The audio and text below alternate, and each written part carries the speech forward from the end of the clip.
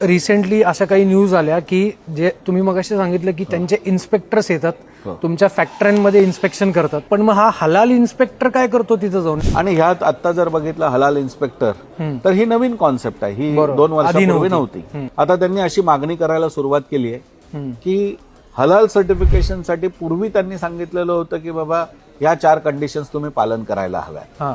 आता त्यांचं म्हणणं आहे की नाही, तुम्ही पालन कराल की नाही ह्याची आम्हाला गॅरंटी नाही, त्यामुळे आमचा व्यक्ती तिथे उपस्थित असला पाहिजे आणि तो जमियत उलेमा हिंद कडून तो हलाल सर्टिफाईड इन्स्पेक्टर म्हणून तो ट्रेंड असला पाहिजे. भारतामध्ये आपल्याकडे जर आपण सेक्युलरवाद आहे असं जर म्हटलं तर आज कुठल्याही ठिकाणी आपण असं धर्माच्या आधारे कोणीतरी विशिष्टच व्यक्ती पाहिजे असं आपण मागणी नाही करू शकत.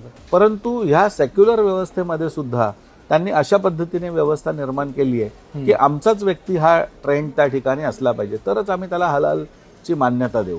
आणि ह्या व्यापाराच्या बळावरती किंवा ह्या पद्धतीने आज आपल्या कंपन्या त्या स्वीकारतायत आणि हलाल इन्स्पेक्टर जे आहेत, अर्थात ह्यांनी काही खूप मोठं म्हणजे ज्यांना पृथ्वी गोल आहे की सपाट आहे हेच माहीत नव्हतं, ते काय फार मोठे विज्ञानवादी आहेत आणि जगात त्यांनी खूप मोठी संशोधनं केली आहेत असं काहीच नाहीये. त्यामुळे त्या दृष्टीने जर बघितलं तर ह्यात काही ते फार मोठं वैज्ञानिक कार्य करतात असं नाहीये.